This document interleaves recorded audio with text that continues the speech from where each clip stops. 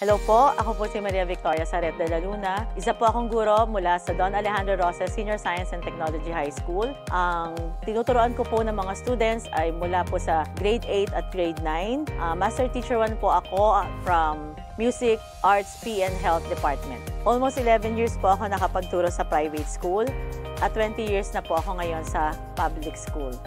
Hello po, ako po si Miss Miljan A. Bactasa mula po sa school ng Gospel Light Christian Academy. This year po, ito po ang aking 9 years sa service na bilang teacher.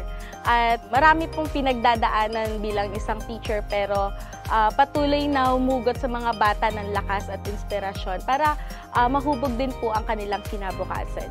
Sobra po ang na-receive ko sa SSS na nakapagpabinyag, nakapag-first birthday pang anak ko, galing po lang sa SSS na check yung nagamit kong gastos para sa mga anak ko. Hindi ko po siya talaga kilala dati, yung SSS loan. So, nag-contribute lang po tayo sa SSS. So, nung time na po na yun, nung nakuha ko yung loan ko sa SSS, nag-start ako ng small business, which is computer shop. Nagtuloy-tuloy siya, lumaki naman po siya hanggang sa marami na po yung computers ko ngayon. Isa po sa nagamit ko yung nakuha ko sa SSS to start up my business.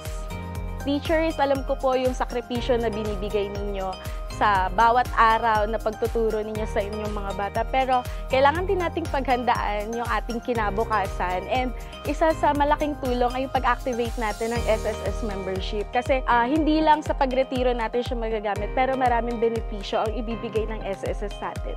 Mensahe ko po sa mga kapwa kong guro na hindi pa po member ng SSS, gawa po kami po ay under po ng GSIS dahil po kami ay nasa pampublikong paaralan. Ini-encourage ko kayo na mag-member po kayo ng SSS. Gaya po ako, nagtuloy-tuloy po ako as voluntary member kasi po marami pong benepisyo ang inyong ma-enjoy once po kayo ay miyembro ng SSS.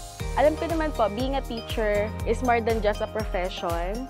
It is a calling to shape the future of our kids.